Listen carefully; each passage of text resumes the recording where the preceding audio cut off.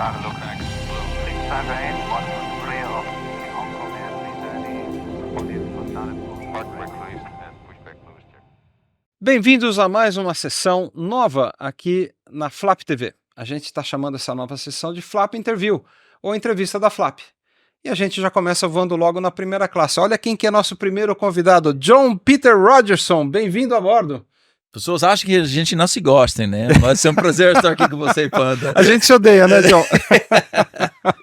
Enfim, mas essa é uma dessas coisas que circulam por aí, né? Fazer o quê? Mas olha, é uma honra ter você mesmo aqui e a gente está muito feliz de começar essa nova sessão com você. Não, muito obrigado, Panda. Nós estamos aqui onde tudo começou na Azul, né? Então, quando eu encontrei com você, mais do que 16 anos atrás agora, então, puxa, o tempo voa.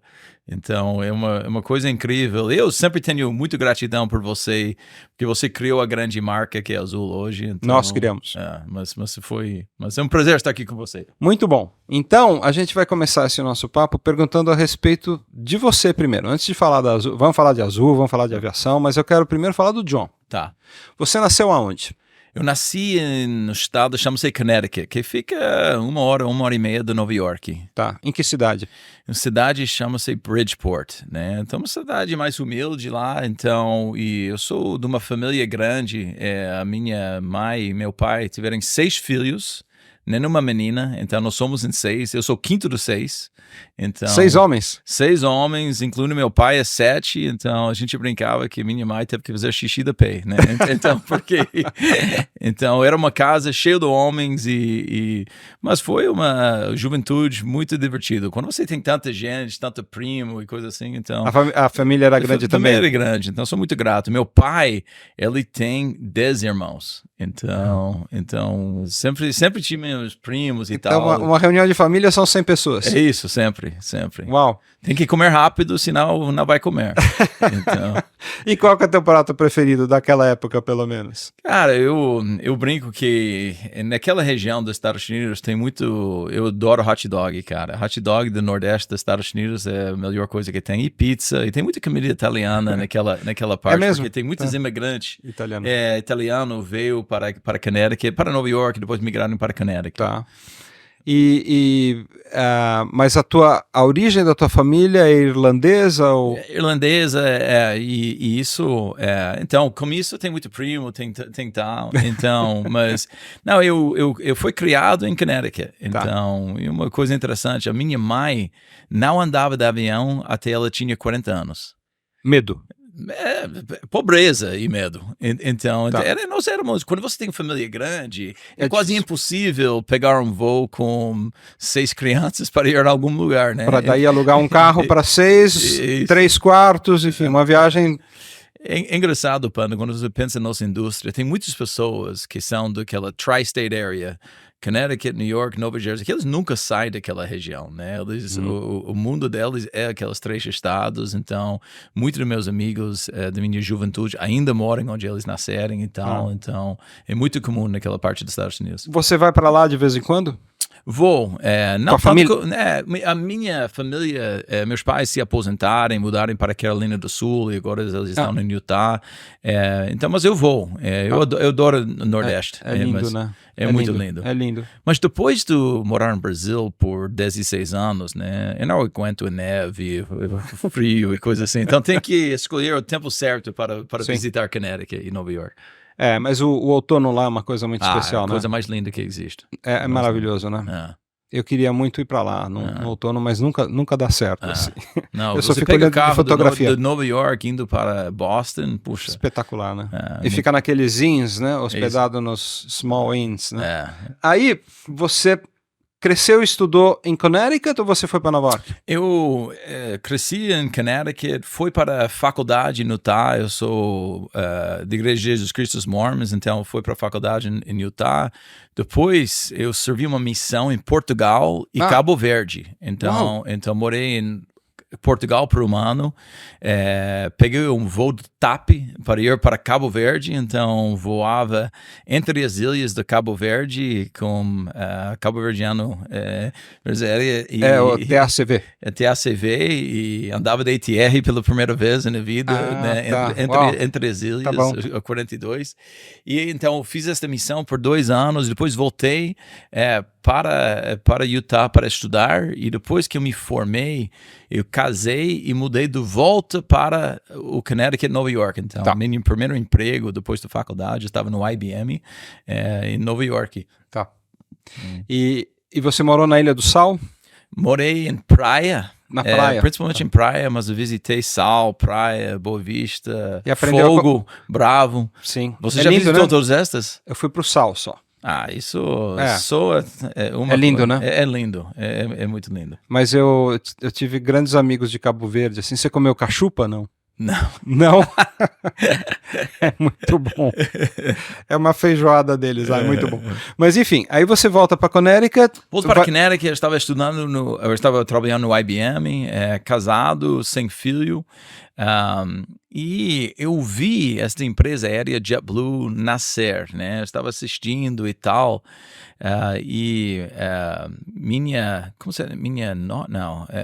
My sister-in-law, como você fala? Cunhada. Minha cunhada estava trabalhando no JetBlue. E conheci o David Neeleman lá e puxa, eu falei, eu posso voar de graça, né? Então eu vi ela e meu irmão voando de graça, e ela estava lá durante o IPO, ficou com muitos ciúmes, né? Puxa, porque eu estava trabalhando no IBM, uma empresa de tecnologia muito, muito grande, mas era muito mais divertido o que estava acontecendo no JetBlue. E eu assisti uma entrevista do David, né, e falando de pessoas, focando em pessoas. Eu era uma pessoa de finanças, você sabe bem. Então, foi interessante. Eu falei, puxa, eu quero entrar. E minha cunhada falou, puxa, eu vou ajudar você a ter uma entrevista aqui. Eu fui lá, entrevistei. Você vai conhecer pessoas. O Cindy England, né, me entrevistou e não recebi o emprego. Então, eu falei, puxa vida, o que eu fiz errado? Então, foi negado, né? Então, voltei para a IBM, continuou trabalhando, e 1 ano depois, o JetBlue me ligou de novo e falou, faz uma entrevista de novo aqui. E na segunda tentativa entrei. Então, isso... Com a Cindy? Com a Cindy, naquela time de finanças lá. 2002? Então, isso foi... 2003? Mais ou menos 2002. 1 ano depois do 9/11. Então, isso quando eu entrei. Tá. Então... A companhia já não tinha feito IPO ainda, não? Não, já tinha feito Já o tinha IPO. feito? IPO em 2002? Eu cheguei mais ou menos 6 meses depois do IPO lá. Então... E aí foi trabalhar com a Cindy em finanças? Em finanças, e eu era, naquela época, JetBlue, eu estava lá quando nós lançamos o Embraer, né? Então eu estava no projeto do primeiro 190 que nós recebemos, a gente brincava que era 180, porque voltava, nós tivemos muitos problemas técnicos no início do lançamento daquela aeronave, você lembra bem disso, mas... E depois... era crescimento. Então, numa época, Panda, JetBlue estava recebendo 36 aeronaves no mesmo ano, né? E depois teve uma explosão do preço do combustível, né? O preço do combustível foi para mais ou menos 30 por barril para 80. Eu lembro que foi 80, e puxa, e nós, isso onde eu conheci o David muito bem, porque naquela época, como o Brasil agora, né, os custos mudam e você tem que meio adaptar do novo mundo, então era só crescimento, e tudo que JetBlue fazia deu certo, né, mas de repente quando dobra o preço do combustível, tem que ajustar, e o lado financeiro de uma empresa tem que ficar mais forte, entendeu? Eu estava lá para controlar os custos e fazer tudo para... Nós tivemos este programa, chama-se Return to Profitability, RTP, né? Porque um dia pelo outro a gente estava perdendo dinheiro, então tivemos que ver a sorte que JetBlue tinha, que ainda estávamos crescendo, então nós tivemos que cortar gente, então crescer sem contratar, né? Ser mais eficiente, olhar essa oportunidade que existe. Então, eu liderei este projeto, isso onde eu conheci o David muito bem, e isso foi minha carreira no JetBlue. Então, foi uma coisa muito divertida, aprendi muito. Quando eu digo para as pessoas mais jovens, quando você está numa empresa grandona, né, um G devido ao IBM, um Google e tal, é tão grande que às vezes é difícil, né, entender o tudo. Mas quando você está numa empresa aérea, né, eu brincava, se eu economizasse $5 milhões no IBM, não era nada, mas $500 mil no JetBlue era muita coisa. Uma empresa aérea, os centavos se contava. Então, As margens são assim. Então, o impacto que alguém pode ter numa empresa aérea é muito grande. Então, mas foi uma grande lição de vida para estar no JetBlue naquela época. Nós éramos contra gigante, né? Se você lembra, naquela época, todo mundo achava que JetBlue ia quebrar porque os gigantes eram tão grandes. E o que aconteceu é que todos foram para a falência, menos o JetBlue. Então, quando eu falei para o meu chefe no IBM que eu estava indo, ele falou, who? Ele falou, você vai trocar o IBM para uma empresa aérea? Você está louco. Mas sabe que esses riscos na vida, e você toma muito risco na sua vida, isso aqui cria história. Você não pode ficar parado. É isso. Né? Isso. Tem que... Mas eu lembro que você me ensinou uma coisa muito interessante na época que a gente estava junto na Azul. Você falou, custos são como grama. Não para de crescer. Tem que cortar sempre. Né?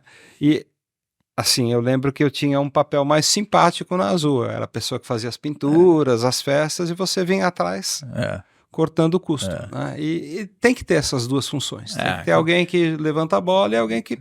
É engraçado, pessoas acham que, puxa, o Panda e John não gostavam. Brigávamos porque é papel, né? Quando você tem o parte financeiro e você parte do marketing e tal, esta frição é que faz uma empresa crescer. Então, eu lembro algumas vezes no início da Azul, eu e Trey, que era chefe de você, nós íamos brigar feio pra caramba numa reunião, brigar. E depois nós íamos, vamos almoçar juntos? E todo brasileiro falou assim, como assim? Vocês não se odeiam? Eu falei, não, a gente gosta uns dos outros.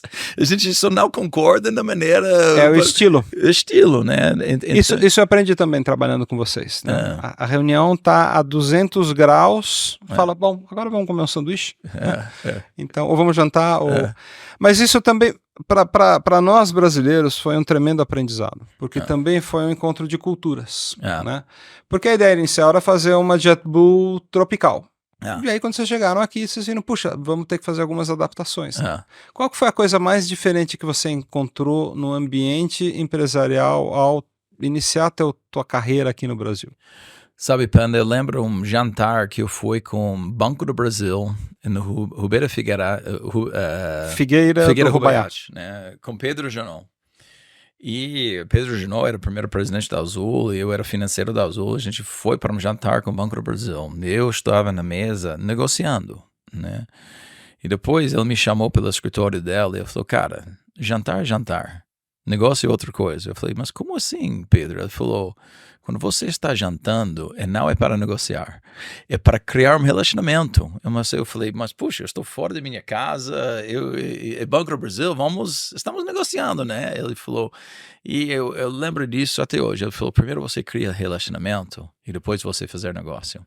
Eu acho que isso foi uma coisa muito sábio que ele me ensinou no início, é que o brasileiro é tudo sobre relacionamento. Então, eu acho que o gringo é muito direto e grosso, né? Mas o brasileiro, ao captar um relacionamento, puxa, juntos vocês podem fazer qualquer coisa. É aquela confiança que você cria junto com alguém. Isso é bem cultural também, né? Por exemplo, quando a gente faz negócios em Portugal, o português é mais direto que o brasileiro. Mas ele também acredita muito na construção de um mínimo de relação. Mas ele quer saber de onde você veio, o que você pensa e tal. Mas é interessante isso, né? Você vai para diferentes países e tem que entender que existe uma diferente cultura. Total. E no início da Azul, todo mundo era mais jovem, todo mundo tentando se provar, com muito testosterona, né? A minha já acabou, não se preocupe. Então faz parte do jogo. Era a paixão que nós tivemos para criar algo diferente. Então, isso até hoje, né? Nós temos aquele jantar que faz quase um ano atrás, onde todo mundo se reuniu e todo mundo se gosta, e todo mundo se ama, e é uma coisa, porque quando você está numa batalha juntos, como fundar uma empresa, né? Que não é fácil. Né? Eu lembro quando o David estava lançando o Breezy, muita gente falou, você vai para o Breezy. Eu falei, nem porque uma é suficiente para mim, porque fazer isso é difícil. Né? Se você pensa quantas coisas acontecerem para atrapalhar a gente, né? Receber a chat, o primeiro voo, entrar em Santos Dumont, o crise econômico, todas as coisas, é difícil, né? Quando um avião se acidentou em Viracopos e fechou a pista. É isso, são tanta coisa que está fora do controle. Você lembra de uma passagem? No nosso primeiro voo no Salvador, Campinas-Salvador, o nosso sistema foi sabotado. Você lembra que cortaram os cabos de energia, a gente ficou sem sistema de check-in? E tudo foi na mão. Foi feito na mão. E o avião saiu no horário. Quer dizer, saiu 10 minutos atrasado porque Por causa do David chegou atrasado no aeroporto. Mas é uma quantidade de energia absurda que é necessário para você empreender, não é? Não, com certeza. E lembra, nós éramos, como o JetBlue em Nova York, nós éramos contra o gigante. Quando nós chegamos aqui em Brasil, Gol e TAM tinha 99% do mercado brasileiro. O número mesmo é 92. E era uma coisa que, puxa, como é que alguém vai lançar e Campinas também, né? Eu lembro nossa própria diretoria, incluindo você e Adalberto e outros, e Miguel Dal, que, cara, eles falaram, nenhuma chance que Viracopos vai dar certo, né? Se nós não estamos em Congonhas, mas deu, né? Então, mas eu lembro, muita gente não acreditando, por isso... Você sabe bem que inicialmente era para estar no interior de São Paulo, mas nós tivemos uma chance para entrar no Rio e a gente apostou muito no Rio e toda a diretoria falou, não, vai ter que ser Santos Dumont, tem que ser Santos Dumont. E quando não deu por causa do político, né, a gente meio voltou atrás e muita gente dizendo que não vai dar certo, né? Viracopos não vai. Você lembra disso bem? Eu lembro disso. Eu não era dos que falava que Viracopos não ia dar certo, porque eu sempre acreditei na força do hub. E quando eu entendi que a gente ia criar um hub em Campinas, eu falei, não, a gente não vai simplesmente transportar pessoas de e para Campinas. A gente vai fazer um centro de conexão. Então vai ser Porto Alegre, Campinas, Cuiabá. Né? And the rest is history. A história fala por si só. Mas como que a sua família se adaptou na mudança? Como é que foi isso? Porque teus filhos eram bem pequenos, né? Eu lembro indo para o Brasil com a minha esposa, e depois a esposa do Jason, depois a esposa do Abi e tal. E Panda é conhecida, ele mora aqui em Morumbi, né? Ele mora aqui perto da cidade, e Panda queria ter o sede da Azul aqui na casa dela de início, e depois Não, a sede foi aqui. E depois o prédio do Robocop, lembra disso? Aqui pertinho. Pertinho em Bahia, aqui, né? Na Vila Olímpia. Vila Olímpia. Então a gente foi lá e tudo, então... E muita gente acha que a Azul está em Alphaville por causa do imposto, coisa assim. Não, porque nossas esposas vieram para o Brasil, andarem aqui em Morumbi. Ficaram com medo. E ninguém era rico naquela época, só o Panda era rico, né? Então, o Alphaville era mais... affordable. E era mais uma vida para ter criança pequena e se sentir um pouco mais protegido, né? Porque você estava dentro de um condomínio. Naquela época, Panda, você lembra, Alphaville era nada, né? Nem tinha shopping em Guatemi lá, um semáforo apenas. Acho que nem tinha um semáforo naquela época. Acho que tinha um. Quando a gente foi para o estudo do Google e então a gente decidiu ser um pouco mais afastado, e até hoje nós estamos em Alphaville por causa disso. Mas acho que minha família adaptou bem. Mas a grande diferença, Panda, é que nós pensávamos que Brasil seria 3 anos. E todo mundo achava que 3 anos. E o que eu diria para muita gente é que se você vive sua vida achando que alguma coisa vai durar 3 anos, né? Você sempre vai ficar desapontado, né? Então, e eu acho que minha esposa, meu filho, todo mundo ficou feliz quando nós decidimos que é nossa casa aqui. Porque quando é 3 anos, eu preciso de uma nova televisão, não vou comprar porque eu estou voltando. Novo carro, não vou comprar, sofá, então você tem um sofá velho, televisão velho, você não pinta a parede, nada, porque você pensa, aqui em 1 ano eu vou embora deste lugar. Mas quando nós decidimos que é nossa casa, né, e, puxa, tudo mudou. Era água por vinho. E o que fez você tomar essa decisão? Começar uma empresa aérea aqui foi muito mais difícil do que nós pensávamos, mas a gente começou a ver os frutos do que nós estávamos fazendo. E você estava aqui conosco, o primeiro funcionário da Azul é você, né? Então, era um PowerPoint. Era uma PowerPoint que, de repente, era uma empresa grande. Era um PowerPoint com 5.000 pessoas. Né? É isso. E depois a fusão, e a gente entendemos que nós estamos fazendo alguma coisa incrível dentro do Brasil. Se você pensa hoje, a Azul está em 100 aeroportos que ninguém mais opera. Né? Nós estamos fazendo coisas, nós temos um hub no Nordeste, em Recife, onde tem piloto morando em Pernambuco. Né? Transforma a vida de muita gente. Né? Um piloto morando em Pernambuco tem empregada, tem babá, muda aquela região. Sim. Então, eu brinco que há muita coisa que a Azul faz para mudar a face do Brasil. E tem coisas como a Azul hoje tem a Associação Voar, onde a gente tem um scholarship fund feito por nossos próprios funcionários que pagam hora do voo para ter alguém que é do call center do aeroporto, virar piloto. Sim, que tem uma condição econômica menos favorecida. Isso. E a companhia banca a formação dele. Não é companhia. São os próprios tripulantes da Azul que banquem. Ok. Porque você não pode fazer caridade com o dinheiro dos outros, né? Então, o que nós fazemos é que a Azul não paga. Nós criamos uma fundação dentro da Azul que os próprios funcionários doem 5, 10 reais por mês e a gente usa esse dinheiro para pagar a hora do voo para alguém mais humilde dentro da empresa.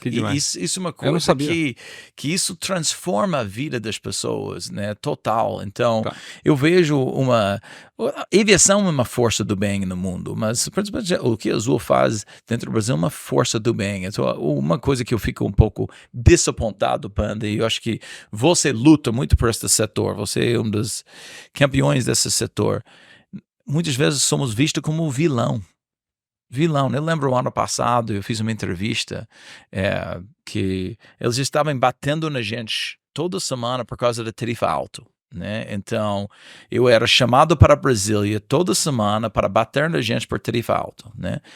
E de repente eu falei, gente, espera um segundo aqui, eu não sou vilão desta história, né? Nós pagamos o combustível mais caro do mundo. Nós temos a judicialização mais alta do mundo por longe. Nós temos 3% dos voos mundial e 98% dos processos judiciais do mundo. E não tem... Peraí, deixa eu só parar. Deixa eu olhar para a câmera para colocar esse número de novo. A aviação brasileira é 3% da aviação mundial e a judicialização é 98% da judicialização no mundo. Ou seja, são as 3 piores companhias aéreas do mundo, né? Não, e isso é engraçado. Se você olha, eu quero matar o Jerome porque ele está à nossa frente agora este ano em pontualidade. Mas se você... O ano passado nós éramos número 1, 2 anos seguidos e tal. Então, Gol, TAM e Azul são empresas pontuais. Porque temos que ser. Porque se não fôssemos pontuais... vamos ser processados ainda mais. Então, os desafios que este país tem. Então, voltando quando o Congresso, todo mundo batendo na gente, e de repente, um dos nossos concorrentes entrou na RJ, e depois os outros teve que reestruturar. Ninguém fala mais, né? Então, eu acho que agora o governo está olhando com olhos diferentes, né? O potencial que a aviação tem, né? Quantos amigos seus estão voando fora do Brasil? Quantos brasileiros estão voando no Oriente Médio? quantos brasileiros estão tentando pegar visto para voar nos Estados Unidos, né? Então, nós devemos desenvolver ainda mais a aviação brasileira, né? É uma vergonha que o colombiano voa mais do que o brasileiro. É uma vergonha que o mexicano, que o chileno e coisas assim. Então, vamos fortalecer. Nós somos um dos únicos países do mundo que não recebeu nenhuma ajuda governamental durante a pandemia. O que isso faz? Isso faz com que os juros, as dívidas e tal. O Azul era uma empresa que não tinha dívida, né? E outra coisa, o dólar, a taxa do dólar. Nós somos... pessoas esquecem que o dólar era 3,19, agora é 6. Quando a Azul comprou 100 aviões, comprou com dólar a 3. É isso. E tem que pagar o avião com dólar a 6. Eu brinco é incompetência? Eu brinco, Panda, que quando nós fundamos a Azul, nós começamos com 200 milhões do dólar, mais ou menos. O real naquela época era 1,58. O PIB crescendo 8% ao ano, o real 1,58. Eu brinco que eu fui bem enganado, né? Achando que ia continuar assim. E desde então, sou desvalorizado. Só este ano, né? Pensa o seguinte, né? Começamos este ano 4,90. De repente, é 5,80 no espaço de 45 dias e Porto Alegre fecha. E pessoas não entendem como isso impacta quando vocês são uma empresa dolarizada nos seus custos, quando você perde 15% por causa do câmbio assim, e depois Porto Alegre... Você perdeu a margem. É isso. Muito mais do que a margem. E Porto Alegre não é 10% da malha aérea apenas. É tudo que foi bucado também. Então você pensa, de repente você para de voar em Porto Alegre, mas o gaúcho está dizendo, eu quero meu dinheiro pelo voo que eu buquei. Então é dinheiro negativo, não é que parou de entrar, dinheiro negativo. Então, essa indústria tem muitos desafios. Então, eu brinco, você está aqui há muito tempo, vai ter low cost entrar no Brasil, vai ter low cost entrar no Brasil. Eu falei, boa sorte, né? Porque nós entramos aqui com um time craque, com 200 milhões de dólares, e olha todos os desafios que temos, né? Então, claro que criamos uma grande empresa, mas isso foi construído ao longo dos anos, né? Então, achar que você pode chegar aqui em Brasil com todos esses desafios e vai ser fácil é quase impossível. E hoje, pouco falado, é problema mundial do motor. Né? Nossa, então tem problema do Rolls-Royce, tem problema do GE, tem problema do Pratt & Whitney, todos têm. E quase toda empresa aérea no mundo tem aeronave no chão por falta de motor. E briga entre as empresas, quem vai pagar mais para ter motor que está saindo. Então, um grande problema mundial do motor. Eu estava falando, o Pratt & Whitney tem 1.200 motores que precisam ser inducted. Então, isso é 600 aeronaves no chão, só por um fabricante. Um fabricante. Então. Não, isso é um tremendo desafio para a indústria mundial. Eu estive visitando um fabricante importante de motores agora, há um mês atrás, e eles falaram, olha, a gente vai duplicar a nossa capacidade de MRO, né, Maintenance, Repair and Overhaul aqui no Brasil, e nem assim a gente vai conseguir dar conta do que está vindo pela frente. Mas E se você vai para a fábrica hoje e dizer, eu quero um Airbus 320, eu ligo para Airbus hoje, eu pago o que quiser. Tá bom, te entrega em 2031. Então, como você falou, você tem que planejar uma década antes e você não sabe o que vai ser o Brasil aqui numa década, né? Então, os desafios são enormes, então, mas também isso que faz a aviação ser divertido. Isso é um problema que acomete qualquer companhia aérea no mundo. Né? Não existe empresa aérea no mundo em lugar nenhum que esteja isenta desses problemas que você falou. Se a gente voltar um pouquinho na história da Azul, se eu fosse um marciano que pousou aqui nesse planeta e te perguntasse o que a Azul tem de diferente, o que você me diria? Eu sempre falo, Panda, que nós não somos uma empresa aérea, nós somos uma empresa de pessoas. Então, desde a fundação, nós sempre éramos gente. Você pensa, quando você fez o check-in em Campinas em 2008, era gente, né, que amava uns aos outros e amava nossos clientes. Então, muita gente acha, tem muita briga naquela época. Claro que tinha, mas nós éramos uma empresa de pessoas e ainda até hoje. Então, quando você viaja da Azul hoje, é uma experiência. né? Muito da marca que você ajudou a criar, puxa, está sentado numa poltrona, assistindo televisão, com batatinha, com uma coca e sendo servido, né? Você lembra que era servir, servir, servir, né? O próprio OPA, né? Que nós, puxa, como nós vamos tratar uns aos outros? E isso foi testado várias vezes ao longo da nossa história, né? Quando você pensa, 2020, né? Parou a empresa por mais ou menos 18 meses. Então, a gente parou de falar sobre voar e cuidar de uns aos outros, né? Então, nós tivemos 11.716 pessoas que tiraram licença não remunerada pela paixão que eles têm por nossa empresa, porque não era culpa da gestão, mas para salvar a Azul foi necessário pessoas abrirem mão do salário por X tempo, né? Então, isso mostra que nós somos uma empresa humana, uma empresa que se importa com uns aos outros. Eu lembro, cada pessoa que tinha Covid dentro da Azul recebia uma ligação minha ou de um vice-presidente da Azul, né? Então, isso, eu tenho esta coisa dentro da Azul hoje, Panda. Se você tem uma coisa marcante em sua vida, eu quero que a Azul esteja ao seu lado nos momentos mais felizes e mais tristes em sua vida, né? Então, quando você perde seu pai, a Azul tem que estar lá ao seu lado. Quando você tem seu bebê nascendo, a Azul tem que estar ao seu lado, né? Quando você casa, tem que estar ao seu lado. Então, e nós temos que estar lá para abraçar. E você conhece muita gente dentro da Azul até hoje, né? O Beth, tem uma pessoa mais humana do que ela? Tem uma pessoa que ama seu próximo mais do que ela, que cuida das pessoas mais do que ela? O nosso próprio diretor da RH, Jibai, puxa, ele é gente. Eu lembro que quando nós estávamos decidindo, puxa, quem vai ser nosso próximo diretor da RH? E ele era do Bahia, do Porto Seguro, e depois dos aeroportos, e depois ele era o gerente geral do aeroportos. Ele liderou nosso hub em Campinas por algum tempo. Nunca tirou um curso sobre RH, e quando alguém falou o nome dele para liderar a RH, a gente falou, claro, é ele. Ele é a pessoa certa. Porque o que é RH? É cuidar de pessoas. Então, e ele foi provado ao longo de 13 e 14 anos cuidando de gente. Não. E até hoje, se você vai no aeroporto, eles falam com o Jibai como se fosse pai, né? Eles amam ele, né? Então, muitas pessoas foram promovidas graças a ele, né? Porque ele cuidava do ser humano, e cuidar do ser humano faz com que o ser humano está muito mais engajado para ajudar. Porque o que eu vou dizer para você, Panda, é que amanhã vai ter mais desafio. Nós temos hoje, né, o problemas com o motor do Trent 7000. Então, tenho 4 wide bodies parados neste momento esperando o motor, indo para alta temporada. Então, puxa, isso impacta pra caramba. Mas como é que nosso tripulante na linha frente vai liderar com uma situação, né? E como que o cliente vai dar a gente o benefício do dúvida, porque ele comprou o bilhete. Ele não sabe nada sobre o Trent 7000, não sabe nada sobre o novo aeronave, não sabe nada sobre... Ele nem quer saber, ele só quer chegar em Orlando.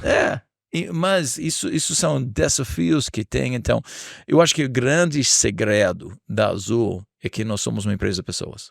Não somos uma empresa aérea. Então, e Jibai fala isso, se nós decidíssemos ser uma empresa de tecnologia, nós íamos ser o melhor do mundo em tecnologia. Mas começa com sendo uma empresa de pessoas e cuidando muito bem dos uns dos outros. Então, e nós tivemos que adaptar, né? Então, puxa, os momentos mudam, mas eu acho que isso é o grande segredo da Azul, é que nós somos uma empresa mais humana. É o que os tripulantes, né, que é como a Azul reconhece, chama qualquer profissional trabalhando lá indistintamente do cargo, é o que eles dizem, é o que eles sentem, né, que o clima laboral, né, o clima para se trabalhar lá, gente que veio de outras empresas diz que o clima melhor que existe na aviação brasileira é o clima da Azul, né? E a gente que tem aí 40 anos trabalhando em aviação no Brasil sabe disso, né? Eu trabalhei em outras companhias, trabalhei com gente que voou, eu mesmo trabalhei, né, em algumas outras companhias. O clima da Azul é uma coisa excelente. Mas agora eu vou te fazer uma pergunta que cuja resposta não vai ser simples e é talvez hoje, no meu entender, o grande desafio da Azul. A Azul hoje voa para 149 cidades, tem uma frota com um número parecido de aviões. Dessas 149, praticamente 100 cidades são servidas com exclusividade. Ela voa aviões que vão de 10 lugares a quase 400 lugares, né? Quer dizer, foi pelo menos do A350 ao Cessna Caravan. Ela criou um modelo completa. A Azul é muito inovadora, ela criou um monte de coisas que nunca tinham sido feitas no Brasil e foram feitas em poucos lugares do mundo, né? Ela não é uma low cost, é uma custo baixo, qualidade alta, enfim. Mas para tentar focar na pergunta, qual que é o grande desafio, ou qual seria, não vou falar o segredo, mas onde você enxerga a maior dificuldade de fazer uma empresa que saiu de um funcionário para 20 mil funcionários? Qual que é a fórmula para você crescer sem perder a qualidade e a essência? O que precisa ser feito? Sabe que eu tenho uma responsabilidade muito grande, né? Então, quando eu vejo fundadores, nem com você, David, Gerald, Pedro Janot, eu recebo as ligações de vez em quando mais ácidos que merda você está fazendo com isso, né? Então, por quê? Nós se tornamos um gigante em pouco tempo, né? O tamanho da Azul hoje dobrou desde 2018. Pensa nisso. Dobramos desde 2018. Com uma pandemia no meio. Com uma pandemia no meio. Então, e a cultura é uma coisa que, se você não focar, você pode destruir rápido. Então, coisas que eu tento fazer eu não posso voar sem falar com o comandante, sem entrar na cabine, sem falar com cada cliente, sem passar tempo no galley, né? E nenhum diretor deve voar sem fazer essas mesmas coisas, né?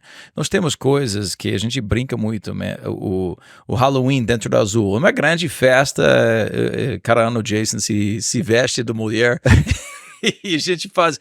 Por quê? Porque a cultura é o dia a dia de como nós tratamos, e nós somos ainda, Panda, uma empresa muito informal. Né? Quando você vai na Azul, não é rígido, né? A gente brinca, muito das nossas decisões são tomadas rápido, informal. Você já trabalhou com o David há muitos anos, você sabe como é. Então, e a gente erra todo dia. Então, mas nós temos que cuidar muito bem e temos que comunicar. Foi engraçado os últimos meses, tanta gente, Azul vai quebrar. Todo mundo, tem muita gente jogando contra, mas isso inspira a gente, né? Porque quando você chega na topa da montanha, todo mundo quer seu lugar.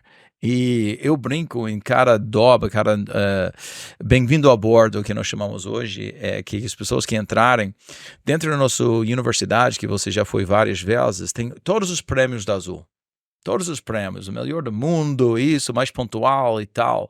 Eu falo para as pessoas que estão entrando para passear comigo, para ver todos os prêmios. Eu falo para eles que nenhum daqueles prêmios pertencem a eles.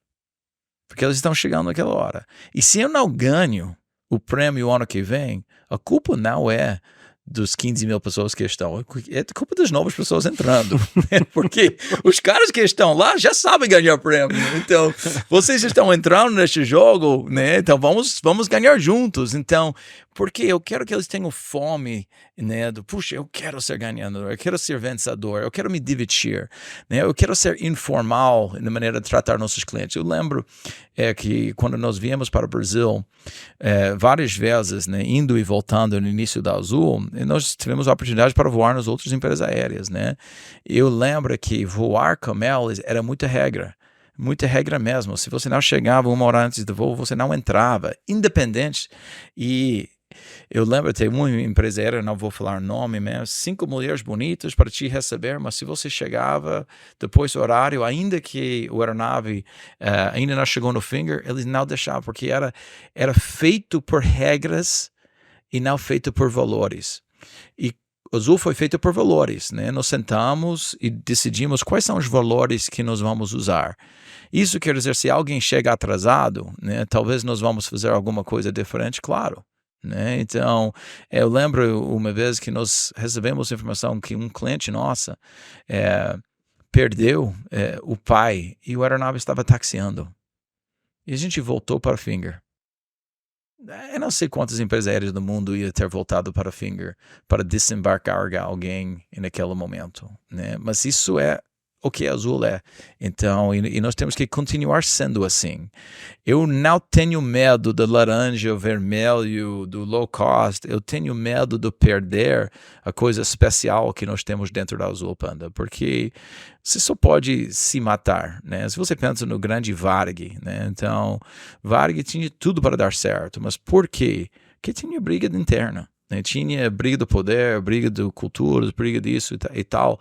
E pode culpar fulano de tal e tal, mas você sabe muito bem que o que destrói uma empresa, às vezes é interna e não externa. Eu acho que muitas vezes é. Acho que na maior parte das vezes é. É porque, assim, as condições externas, exógenas, né, as intempéries, as dificuldades, elas estão aí para todo mundo. Né? Às vezes elas são intransponíveis.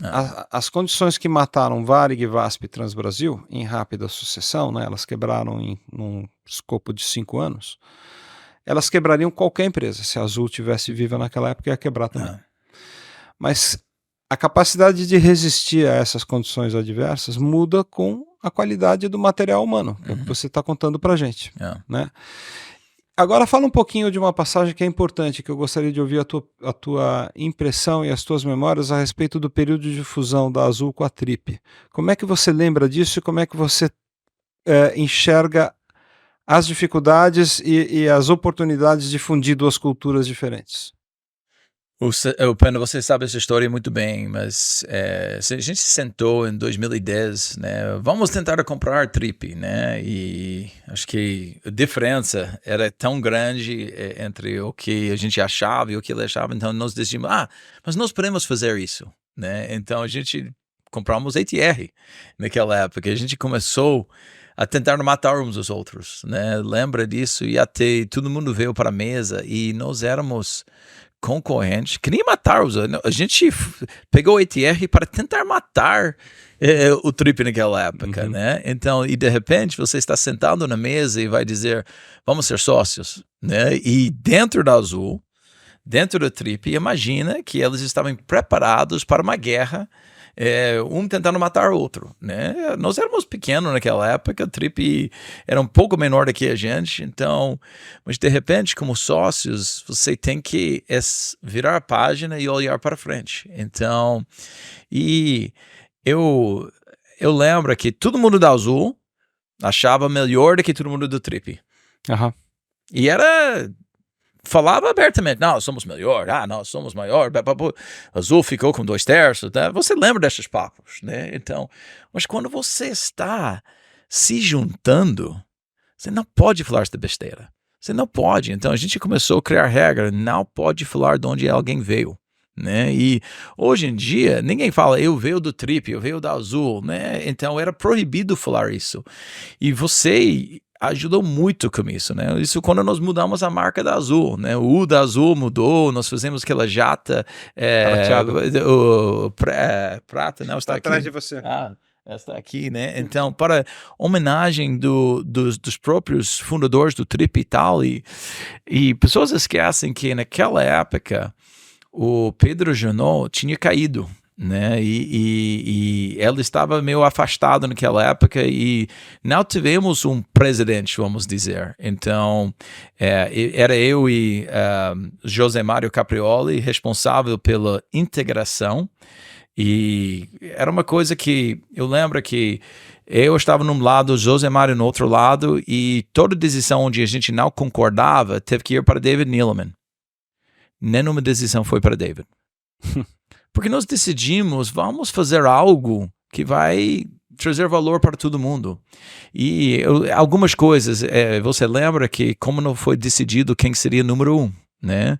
A gente foi lá como moeda e decidimos juntos, né, e Trip ganhou. Então, número 1 naquela época do lista de senioridade era do Trip, então era 1 do Trip, 2 da Azul, e assim foi. E era essas coisas. Eu tenho que dar muito valor a você por isso, para falar a verdade, porque aquela foto que você fez com as irmãs gêmeas, né, que uma estava dentro do Trip e uma estava dentro da Azul, mostrou o lado humano. E nós tivemos que meio abraçar a outra marca. E você lembra disso? Isso quando nós saímos do Surubiju, né? Nós decidimos, vamos para um novo sede. E porque não era sede do Azul, nem era sede do Trip. Vamos para a nova sede, onde vamos nascer meio juntos. E logo depois disso, a gente começou a ganhar dinheiro pela primeira vez. E logo depois disso, nós decidimos pegar o wide body. Então, o wide body existe no Azul hoje graças a esta fusão que nós fizemos, né? É incrível, né? Então, muitas pessoas esquecem que a importância disso, né? Mas imagina se nós tratássemos o povo do Trip como um outro, né, classe, né? Imagina que se nós botássemos todo mundo na lista da senioridade do Trip abaixo do cara da Azul. Até hoje, esses caras iam querer matar a empresa. Então, mas se juntar e pegar o melhor, né? Nós temos o PEX dentro da Azul hoje. Essa é graças ao Zé Mário e Trip, né? Sim. O programa de excelência veio do Trip, né?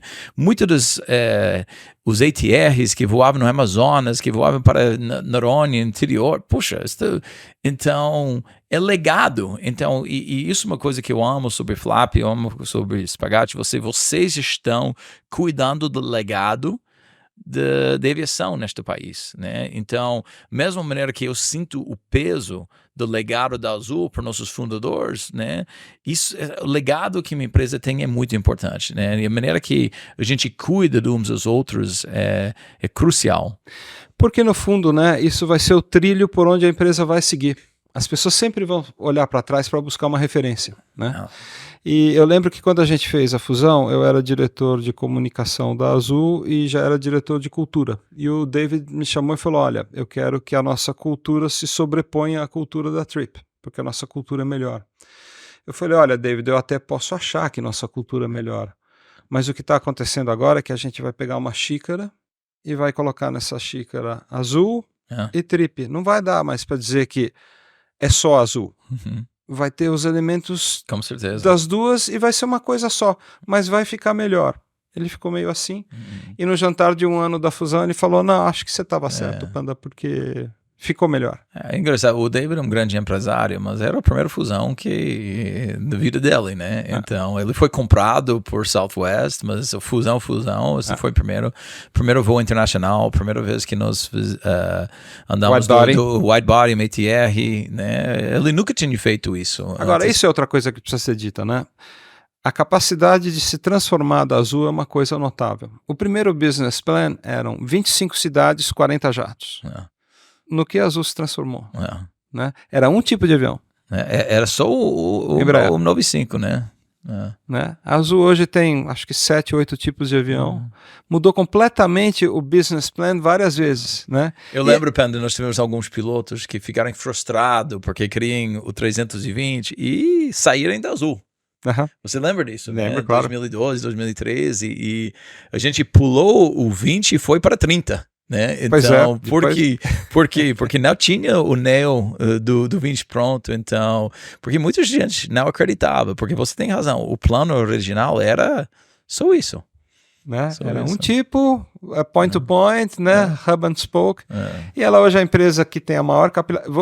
A gente que estuda aviação, né? Olha o que tem de capa, aqui são só as capas da Flap, já na época da Azul, né?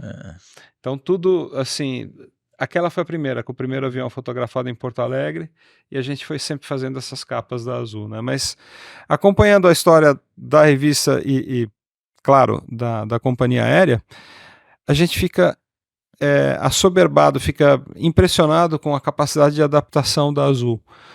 A Azul nasceu para ser uma coisa e hoje é completamente diferente, mas é uma história de sucesso sem paralelo nos últimos 50 anos na aviação brasileira. A Azul está endividada, quem não está? Tem alguém que não está? Na aviação mundial, alguém está sem dívida?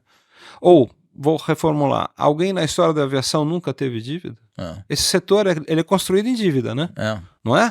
Não, com certeza. E você tem dívida boa e tem dívida ruim, né? E a maior parte da dívida Azul é a própria aeronave em si, né? Sim. Então, 80% da nossa dívida é a própria aeronave, que tem um ativo atrás. E outra dívida que nós temos veio da pandemia. Né? Então, e a razão é porque nós queríamos honrar todas as nossas obrigações financeiras, né? Então, quando você olha, os Estados Unidos recebeu $100 bilhões né, para salvar as empresas aéreas. Brasil, zero. Né? E nós tivemos desafios maiores. Né? Eu lembro, durante a pandemia, você não tinha hotel para sua tripulação, porque os hotéis eram fechados. Então, como é que eu vou numa cidade que não tem hotel? E o Brasil ficou muito tempo fechado, né? Lembra? Muito tempo, muito mesmo. Os filhos, eu acho que o Brasil foi o país que ficou mais fechado por mais tempo. Portugal abriu depois de 8 meses. É. Eu estou escrevendo o livro da TAP, estava estudando a companhia. Depois de 7 meses, Portugal já reabre e começa a ter voos. Acho que nós éramos o último país do mundo para tirar máscara a bordo da aeronave. Eu lembro disso. Então, e nós tivemos que fazer speech a bordo. Você não deve estar voando neste momento. Então, imagina, seu produto é convidar pessoas a voar e o Ministério do... nós tivemos que falar que você não deve estar voando. Só por coisas essenciais. Como cigarettes, né? Isso aqui vai te matar, né? Sai daqui, né? Isso. Eu lembro disso, era bizarro também. Mas esse é um país muito diferente dos Estados Unidos para se fazer negócio, né? Você e o David descobriram isso... o Panda, o que eu diria é que Brasil são vários países, né? Tem Brasil do Norte, do Nordeste, do Centro-Oeste, São Paulo, e eu brinco várias vezes, né? O Brasil não é Faria Lima, o Brasil não é Morumbi, onde nós estamos neste momento. O Brasil é um gigante. Também. Mas há vários países, várias culturas diferentes. Também, porque se você tira Faria Lima, tira o Morumbi e tira São Paulo, o Brasil vira uma fazenda, com o devido respeito ao resto do Brasil. Não, eu tô falando sério. Não, verdade. Assim, São Paulo é a Califórnia do Brasil. Né? Gente, São Paulo, goste ou não, ele é o estado que concentra a maior qualidade de material humano, capital, ele sempre foi o motor da indústria. Então eu fico chateado quando dizem que São Paulo não é o Brasil. São Paulo não representa o Brasil. Se eu fosse pensar num estado que talvez fosse mais emblemático para o Brasil, seria ou a Bahia ou o Rio de Janeiro. Mas o São Paulo é um componente importante, porque, de novo, né, a gente só cresce na diversidade. A Azul é o que é porque teve bom marketing, excelente financeiro. Jurídico, mais ou menos, que era o Renato Covello, nunca foi grande coisa, né? Tivemos que mandar ele para a Bianca. Não, mas a gente teve um Dream Team no começo, né? Foi muito bacana, né? Não, com certeza. Renato Covello, você é um corintiano sem vergonha. Mas a gente teve pessoas incríveis naquele começo, né? E tem até hoje, né? Quer dizer, você pensa numa geração mais nova que está lá, que você dirige, né? As progressões, como por exemplo, né, o Abi, que entrou como gerente de receita e a presidente, enfim, a Azul permitiu essa mobilidade vertical, assim. Isso foi muito bom também, né? 2/3 dos nossos diretores hoje foram promovidos dentro da Azul. É uma coisa que a gente acredita muito. Mas, Panda, uma pergunta para você. Como nós vamos mudar o Brasil para ser uma Brasil mais turística, convidar as pessoas? Cara, é uma vergonha que o Ilha da Jamaica recebe mais visitas do que o país inteiro. Então, quando você vai no Brasil, vai no Amazonas, você vai no Centro-Oeste, você vai nas melhores praias do mundo, o gramado é como se fosse Europa, né? Então, isso é uma coisa que uma grande reclamação que eu tenho, eu brinco um pouco com o Panda também. Panda adora aviação, mas eu já comi em Roma junto com o Panda, com truffles pela primeira vez na minha vida. Eu lembro da sua cara.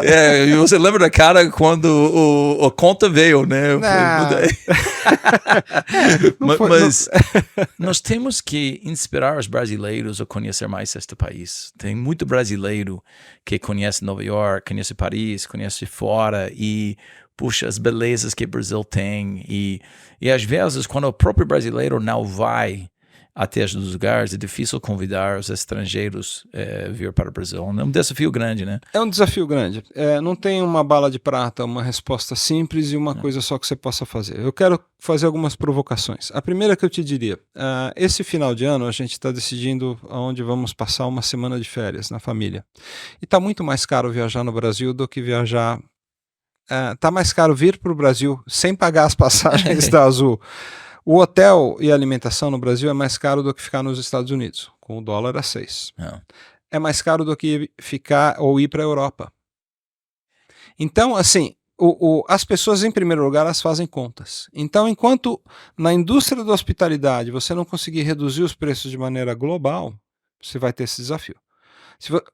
para agora, entra aqui e tenta orçar para ficar uma semana no Réveillon na Bahia. Mas essa parte desse problema que eu vejo, Panda, é porque todo mundo do Brasil quer ir na mesma semana, aquela mesma praia em Bahia tem 50 outras semanas no ano. Sim. Que vai ser 1/5 do preço e vai ter menos gente. Mas nem todo mundo tem a flexibilidade de poder viajar com os filhos, porque eles têm aula, né? É verdade. Então, enfim, né, os europeus estão nessa época na Tailândia. Né? E por que na Tailândia? Porque é mais barato, só por isso. Não é que eles amam a Tailândia mais do que a América do Sul.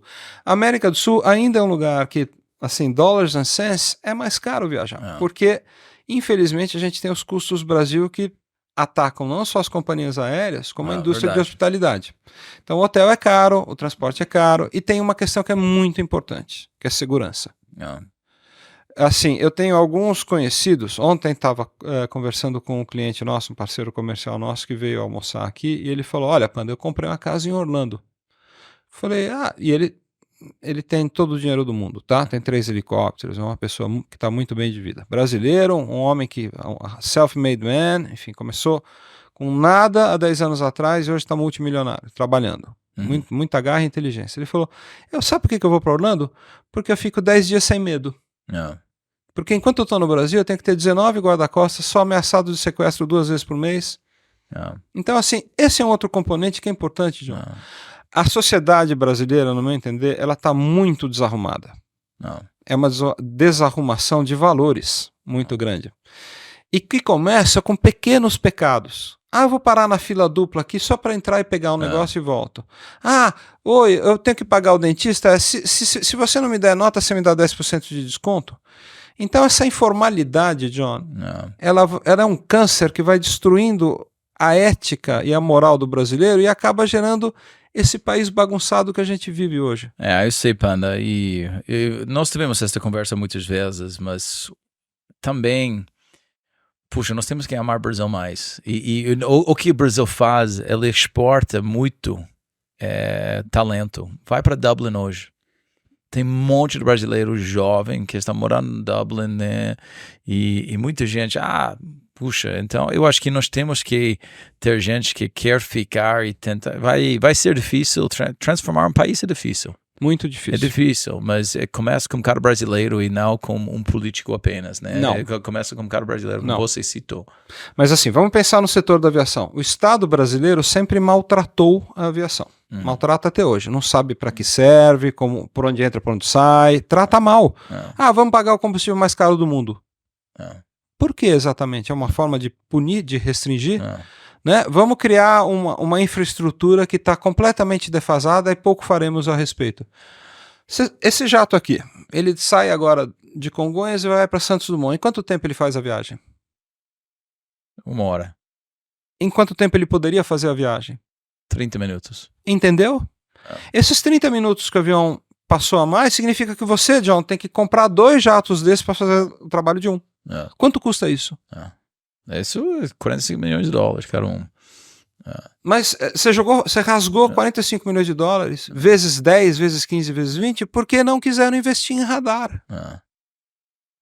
Porque alguém lá em Brasília não quis gastar 6 milhões de dólares para ampliar e construir mais aerovias entre Rio e São Paulo, para mudar as regras de 7 milhas de separação de tráfego. Então, assim... O Panda, não sei se você sabe, mas a gente voltou a fazer parte do ABR. Parabéns. Porque eu acho que este momento é crucial para a aviação, essas coisas que você está citando.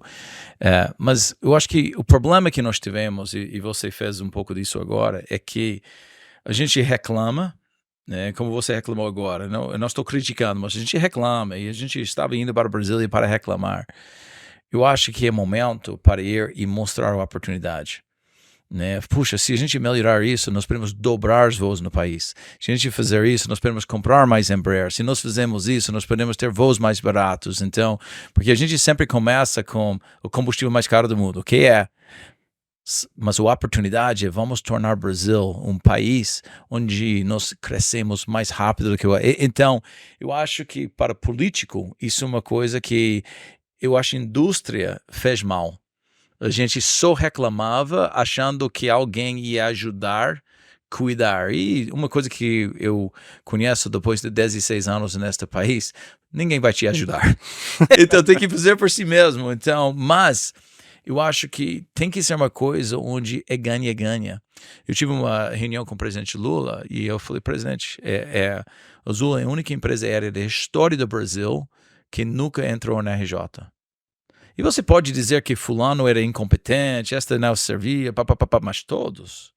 Então, mas esquece isso e vamos pensar grande, vamos pensar na oportunidade para criar mais empregos, para ter mais pilotos, para comprar mais aeronaves do Embraer, para ter mais cidades conectadas. Então, quando você olha para frente, Panda, a nova tecnologia que existe hoje em dia com 321 XLR, você pode voar Cuiabá para a Flórida, né? E Goiânia para a Flórida. Você pode transformar uma cidade. Quando você pensa como a Azul transformou Campinas, como a Azul transformou Pernambuco, né? Pernambuco hoje é mais conectado do que Guarulhos foi quando a Azul nasceu. Então, o Nordeste finalmente está conectado. Então, eu acho que nós temos que ter coisa que ganha-ganha. Sim. Né? Se a gente trata esta situação de digitalização, eu posso ter mais voos em Rondônia.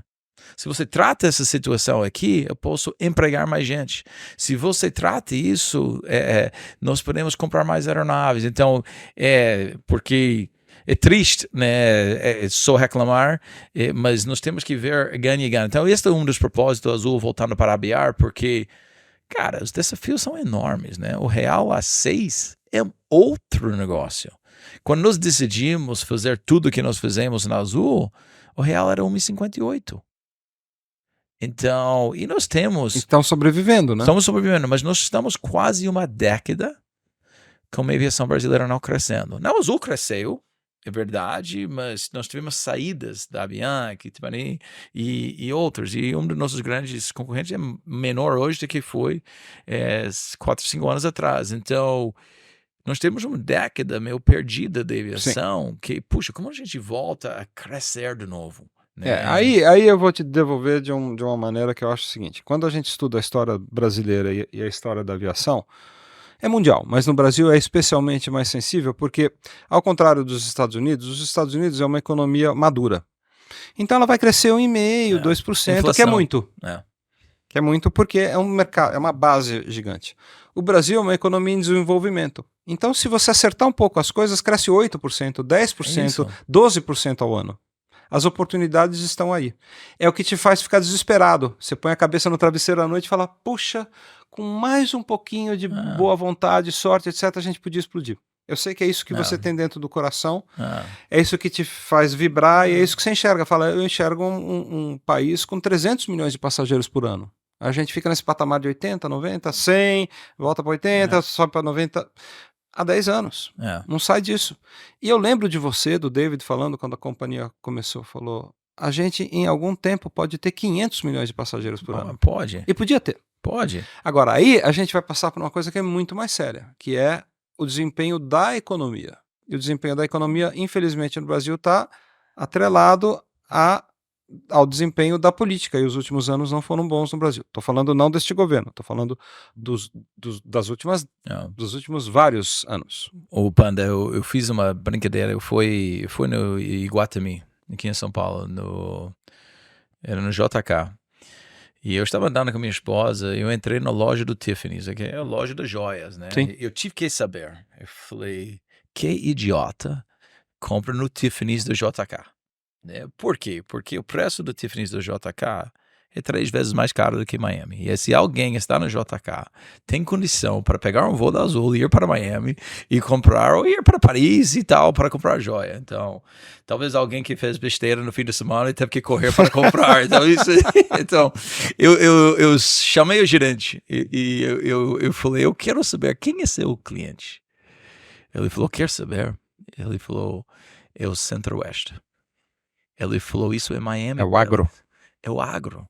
Eles ficam no Rosewood, ficam na Tangará e vêm aqui e compram joias aqui. Então, esta é Miami deles. Então, mudou minha mente. Sim. Né? A gente estava pensando, porque tem pessoas dentro do Brasil que têm riqueza, que têm habilidade. Então, e o problema que nós temos com o agro é que muitos deles estão chegando em São Paulo com jato privado.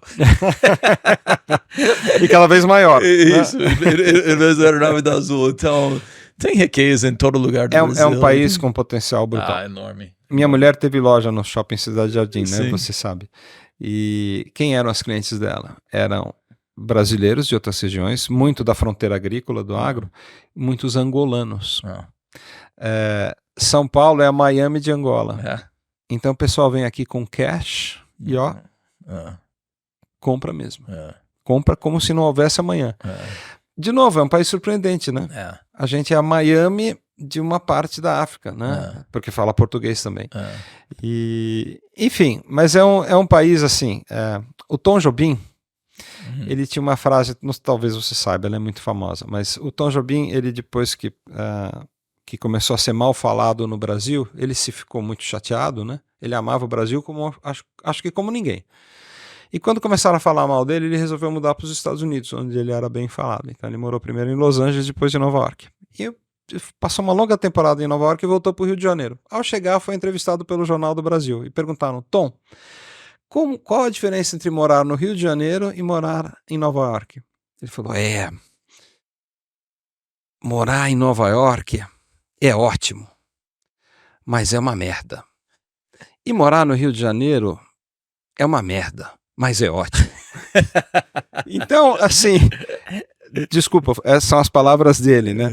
Mas é interessante estar falando isso para você, porque você, que é um americano de Connecticut e há 16 anos é um brasileiro morando aqui, talvez pense da mesma maneira, né? Eu hoje, há 8 anos, minha família mudou para Miami, né?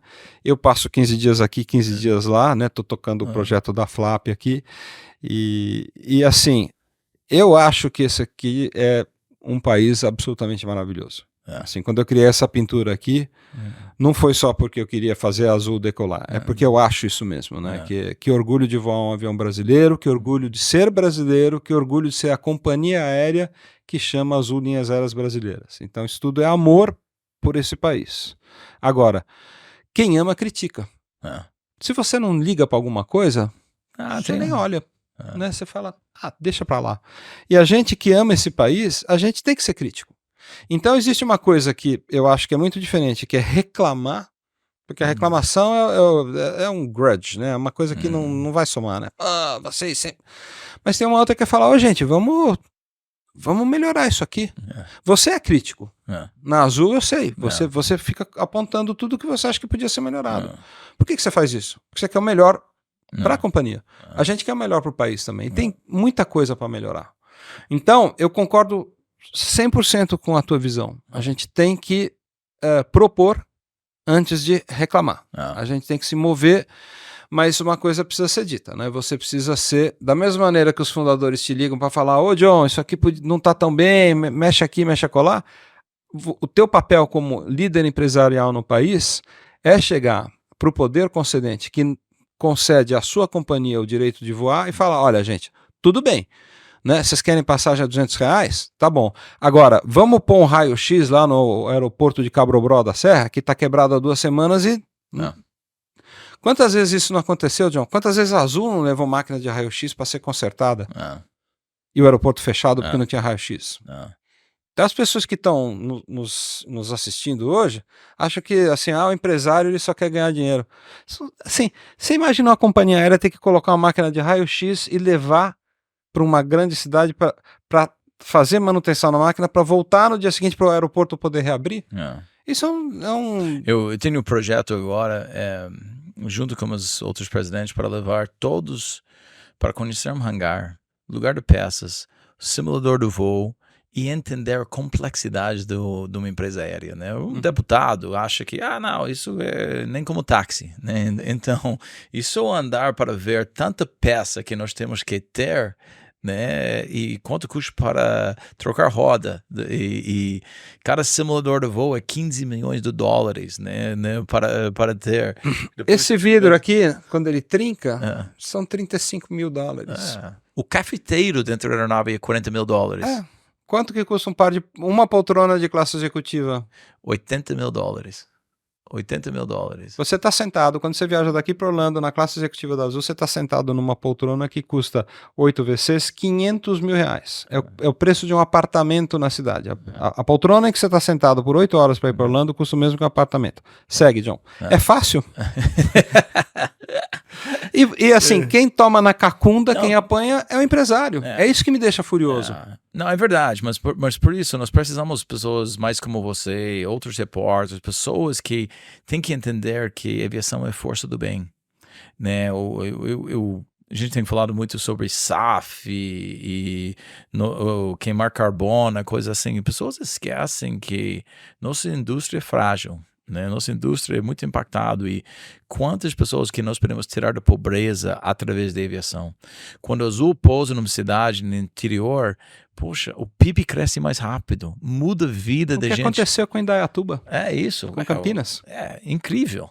Tem milhares de pessoas da Azul que moram lá e empresários e tal, usando... mudou a cidade completamente. Quando eu ia para Indaiatuba, eu ia muito para lá na minha juventude. Quando você estava em Connecticut, eu já estava em Indaiatuba. Tinha um supermercado na cidade, uma churrascaria e um restaurante. Olha hoje. Hoje tem centro com um monte de prédio. Desculpa, quem fez isso foi essa companhia. Eu brinco com nossos tripulantes, cada vez que eu estou voando, eu falo, vocês é base de Campinas, vocês fazem parte do mafioso de Indaiatuba, porque a Azul domina Indaiatuba. É impressionante. Domina. Eles nem podem ir no supermercado sem Não, todo mundo se conhece. Por isso tem que comportar-se bem nas viagens, porque vai cruzar com eles de novo. Aqui no Brasil a gente tem uma expressão, não sei se você conhece, que é gandaia. Já ouviu falar? Não. Gandaia é quando você... tem um comportamento pouco republicano. E Indaiatuba é chamada de Gandaiatuba, assim, porque o pessoal às vezes gosta de se divertir um pouquinho. Normal, né? Juventude e testosterona lá no alto, é assim que funciona, né? Ou pelo menos deve funcionar. Estamos aqui já com 1 hora e quanto de programa, Cris? Não, tá bom. Então... vou só te fazer uma pergunta. Faltou falar de alguma coisa? Você acha que tem alguma coisa, algum recado que você gostaria de dar? Alguma coisa que eu devia te perguntar? Algum aspecto da indústria que a gente devia analisar?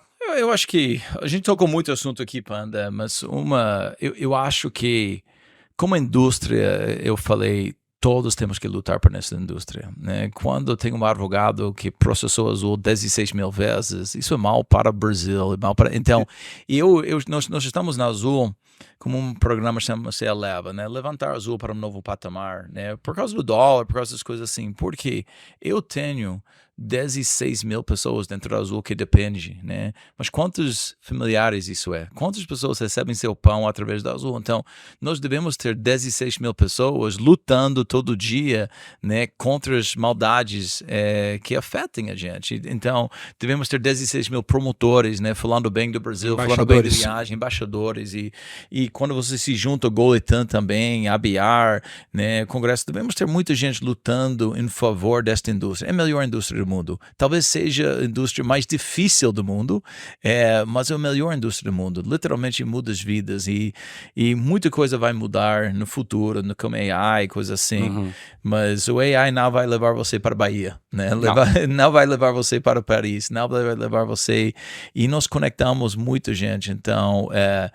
É difícil, e uma outra coisa que eu diria é que nós não somos perfeitos, né? Coisa que quando pessoas me ligam criticando e tal, quando chega a mim é cinza. Vou dar um exemplo, né? A gente pegou o aeronave do AirAsia, né? Então já foi falado aqui no Flávio e tal, porque Azul é idiota, né? Porque nós tivemos uma oportunidade, não era preto e branco, era pegar uma aeronave 330 Neo ou não pegar. Então é cinza, né? Não é o padrão da Azul, mas hoje... Mas vai te levar para Orlando. Vai me levar para Orlando. Então é voar ou não voar. E hoje eu estou usando aqueles 2 motores para voar. Por quê? Porque tem crise mundial. Então, às vezes a gente toma decisões que para pessoas de fora não entendem bem, mas estão para proteger uma coisa maior. Porque nós estamos olhando para frente, sabendo que ia faltar aeronave e motor no mundo. Tem uma oportunidade, esta aeronave é uma merda, mas tem um motor bom. Então, vamos incorporá-lo na nossa frota. Então, essas são coisas que é difícil, né? Então, eu quero que tudo aeronave da Azul, tem televisão ao vivo, Wi-Fi, padrão exato da Azul, mas se nós fizéssemos isso, eu lembro quando a Avianca estava quebrando, né? Eu acho que Jerome estava num lado, eu estava no outro lado, e os aeronaves estavam, e se eu não pegasse, Latam ia ter pego. Então, eu lembro que nós pegamos 12, ele pegou 10, então, mas não é padrão da Azul.